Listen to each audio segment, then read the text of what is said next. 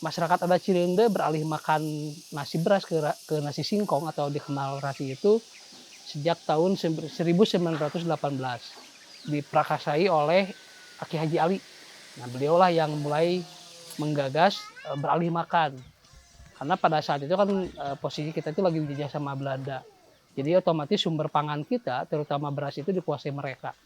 Kita hanya mencangkul, merawat, setelah panen ya berasnya diambil. Nah, akhirnya Aki Haji berpikir bahwa jangankan berpikir untuk berperang melawan penjajah, bertahan hidup juga akan sulit kalau perut kita kosong. Nah, makanya muncullah ide dari beliau bahwa kekuatan pangan itu lebih utama, kekuatan perut itu lebih utama. Dan akhirnya tahun 1918 itu mengumpulkan semua tokohnya untuk beralih makan, menunda kebiasaan, menunda kersanyai. Istilahnya kersanyai kan kalau orang sudah manggil padi itu. Dari saat itu masyarakat ada terutama para tokohnya udah mulai meninggalkan nasi beras, tidak lagi dimakan, tetapi beralih ke yang lain, tidak langsung ke singkong, tapi pernah dicoba jagung, pernah dicoba talas, pernah dicoba hanjeli, pernah dicoba umbi-umbian jenis lain pernah dicoba.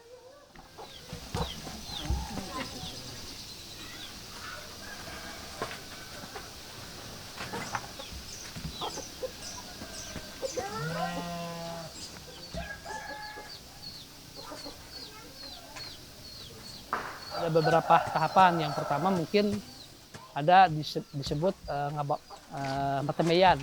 Metemeyan itu membuka lahan baru. Karena di Cilende itu ada beberapa sistem dalam pertanian. Yang pertama, kita tidak mengenal yang namanya nanam bareng dan panen raya. Jadi usia singkong itu beda-beda.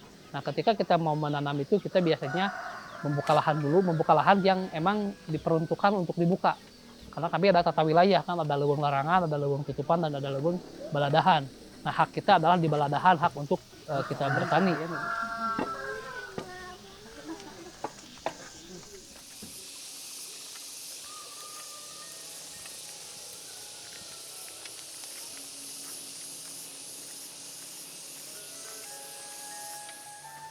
Yang pertama ada metembeyan, buka lahan baru, baru mencangkul, baru kita menanam. Menanam singkong itu dalam usia itu harus ada perawatan yang instan selama singkong sampai usia sekitar 7-8 bulan. Jadi harus terus dirawat, dipupuk dan sebagainya. Dan pupuk yang kita gunakan juga pupuk organik, pupuk kandang yang dihasilkan dari ternak gitu.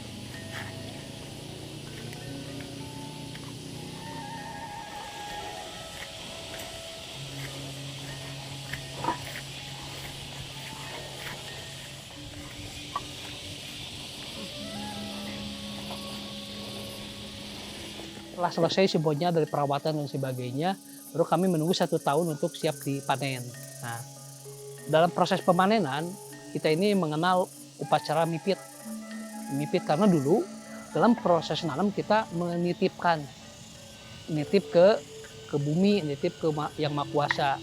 Dasarnya apa? Karena saya pernah beberapa kali ngobrol sama orang tua bahwa manusia ini menanam itu hanya bisa menancapkan aja. Tidak bisa mengasih akar, daun, apalagi kehidupan. Hanya harus kita titipkan gitu. Nah, dalam panen pun kita harus meminta, nipit itu meminta, memohon agar apa? Agar hasilnya bagus. Terlepas nanti bagus tidak hasil dalam prakteknya, yaitu kita harus bisa mensyukurinya gitu. Makanya ada upacara mipit. Upacara mipit adalah prosesi yang digelar itu dengan doa. Biasanya kami bawa air kembang kepada sesepuh untuk minta didoakan untuk besok akan panen.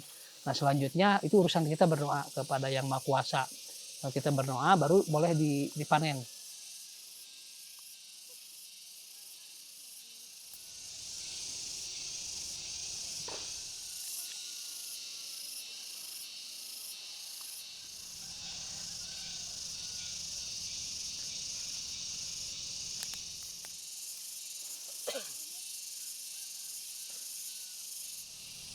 Amitan mati Gusti Warti Lestari dengan bangsa utama. Dinten ieu dibikin Gusti Maha Tunggal. Jaya daya tangan pengawas anu pengawas.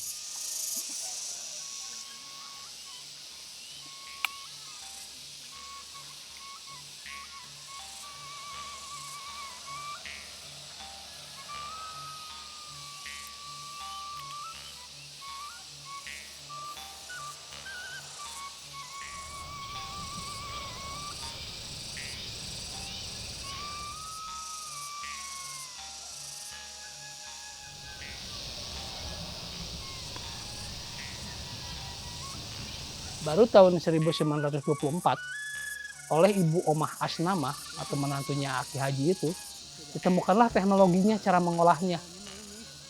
Bagaimana singkong diolah menjadi nasi saat ini. Nah, itu beliau pulang dari penjara karena sempat jadi tahanan. Tahun 1923 dia ditangkap sama Belanda. Karena dalam sosialisasi ke masyarakat selalu ngomong kemerdekaan. Jadi kalau kita sudah bisa nunda kersanyai, tanda-tanda kemerdekaan telah dekat. Artinya bahwa kalau kita udah bisa tidak lagi makan nasi singkong, tanda-tanda kemerdekaan telah dekat, nggak deket gitu. Nah, hal itu yang menyebabkan pihak penjara tidak senang dengan istilah merdeka. Ditangkaplah beliau, ditahan selama 100 hari di Sukamiskin. Nah, setelah pulang dari penjara justru bukan semakin takut, malah semakin berani. Terus aja mengajak sampai menemukanlah teknologi cara mengolah singkong menjadi rasi saat ini. Kalau orang sini bilang sih sangwon namanya. Sangwon, jadi bahan dari singkong untuk menjadi nasi singkong. Nah akhirnya tradisi itu tersampaikanlah kepada generasi akan selanjutnya. Dan mulai dipamalikan bahwa nasi beras itu pamali untuk dimakan. Kita lagi dilemahkan oleh kami.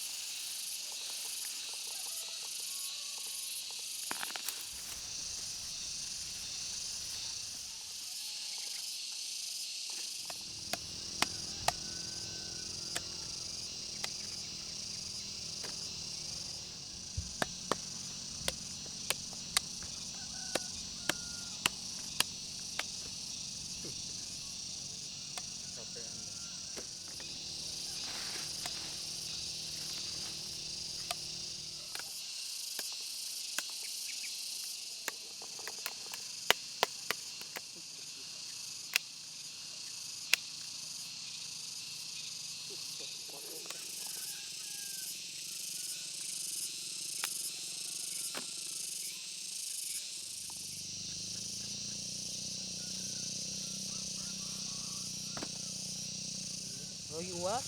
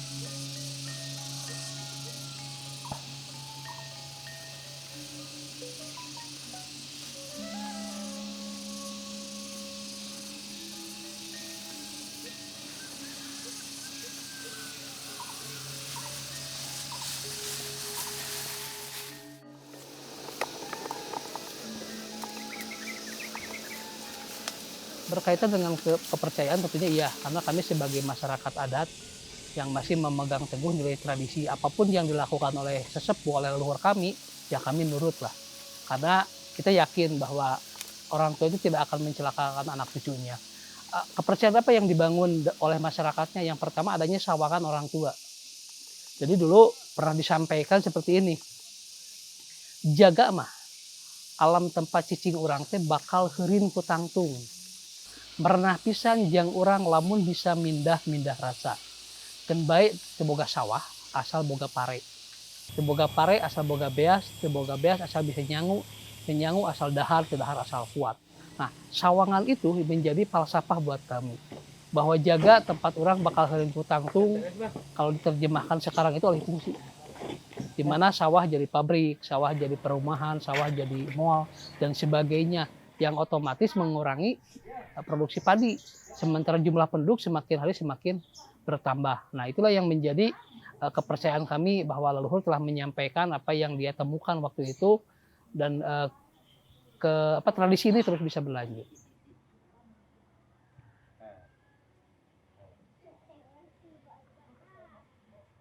Hasil yang panen itu biasanya kita bawa ke kampung untuk dikuliti atau dipesek, kalau istilah di sini. Dipesek sambil memilah kulitnya. Nanti kulit singkong yang bagus itu bisa dijual ke ibu-ibu untuk dijadikan dendeng kulit singkong. Atau yang tradisionalnya itu kada demes lah. Singkong yang dioseng-oseng pakai bumbu itu bisa jadi lauknya untuk makan.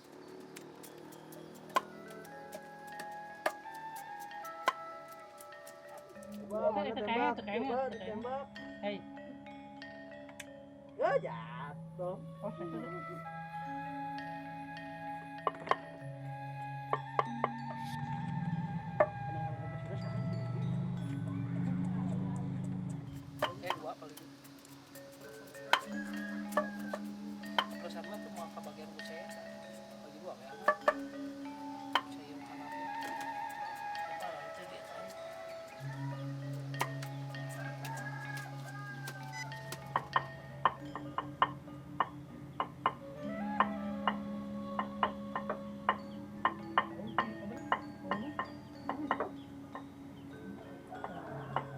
Setelah singkongnya udah dikupas, kita giling.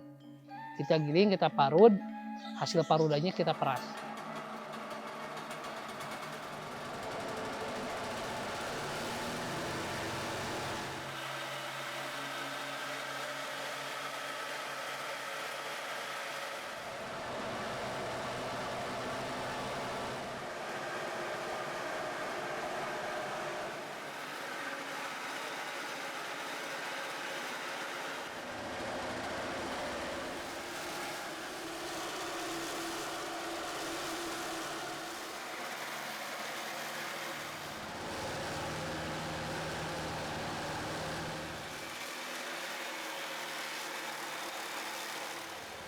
Beberapa tahun belakang, ada 2 tahun yang lalu juga ada program dari pemerintah untuk membuat rasi jadi beras analog gitu.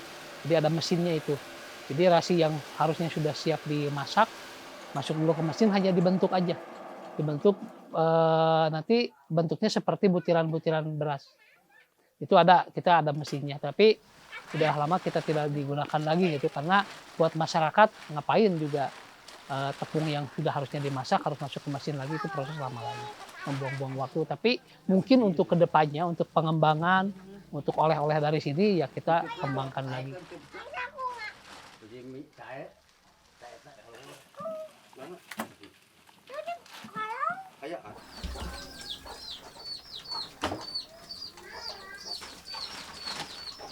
Nah, pemerasan untuk mendapatkan rasi yang bagus itu tergantung di perlakuan pemerasannya. Karena rasi itu adalah ampasnya, ampas singkong. Terus ada perbandingannya bagaimana biar kandungan dalam singkongnya tidak habis semua diperas.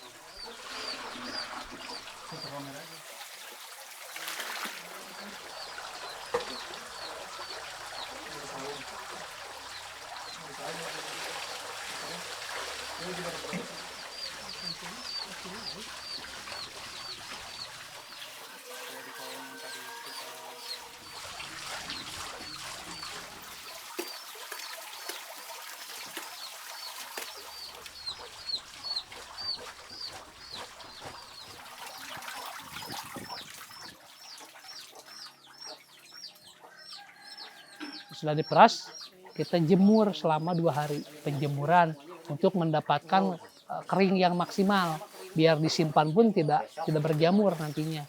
Kalau kering maksimal itu akan bagus. Nah, itulah rasi.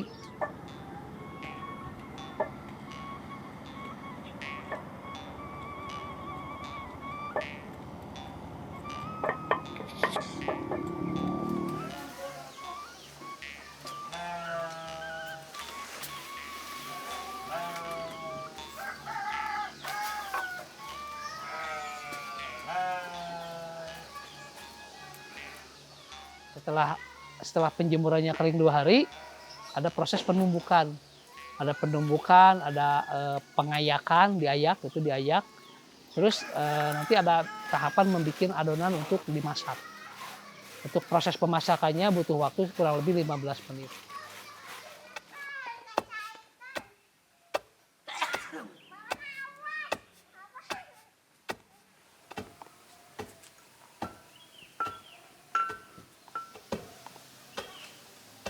Awas ya tadi.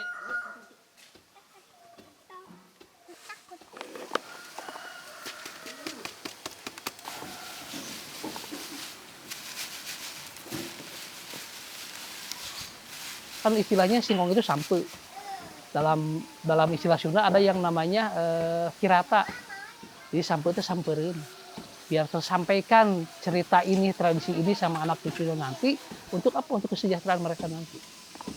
Apalagi di lingkungan Cirebon yang emang berbukit, juga tidak cocok mungkin dengan padi, cocok dengan umbi-umbian, yaitu yang kami pertahankan selain menghargai apa yang telah diwariskan oleh leluhur.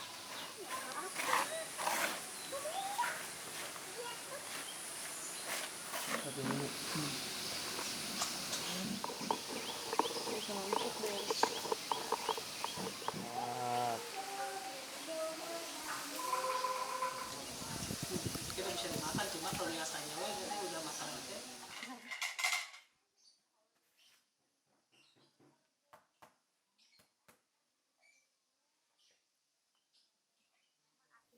Jadi palasapa itu yang kan baik teboga sawah asa boga pare asa boga beas asa bisa nyangu, nyangu asal dahar asal kuat. Artinya itu kan tidak punya sawah asal punya padi, tidak punya padi asal punya beras, tidak punya beras asal bisa masak nasi, tidak bisa masak nasi asal bisa makan, tidak makan asal kuat. Artinya bahwa masyarakat Cirebon itu tidak makan nasi pun bisa kuat, tidak bisa makan nasi padi pun asal kuat. Siapa yang memberi kekuatan? Ya yang maha kuat itu. Jadi pemahaman itu terus diwariskan terhadap anak cucu berikutnya gitu, bahwa kita jangan pernah berpikir bahwa makan itu nasi. Kalau orang lain berpikir makan itu nasi dan ditanya sudah makan atau belum, selalu menjawab belum makan karena belum ketemu nasi. Nah, kalau buat kami yang namanya makan itu sumber kekuatan. Apapun yang kita makan, apapun yang kita minum, jadikanlah itu sumber kekuatan. Tidak lagi ada istilah harus makan nasi, tidak ada lagi istilah bahwa sumber satu-satunya kekuatan adalah nasi beras, tidak. Meskipun secara adat, masyarakat adat itu sangat menghargai yang namanya padi. Karena pokok di kami, di rumah-rumah kami, namanya ada goah, di tempat-tempat itu tersimpan padi. Itu padi lama yang mungkin usianya udah ratusan tahun. Sebagai bentuk penghargaan terhadap kerasa nyai, terhadap pohaci, karena itu pokok.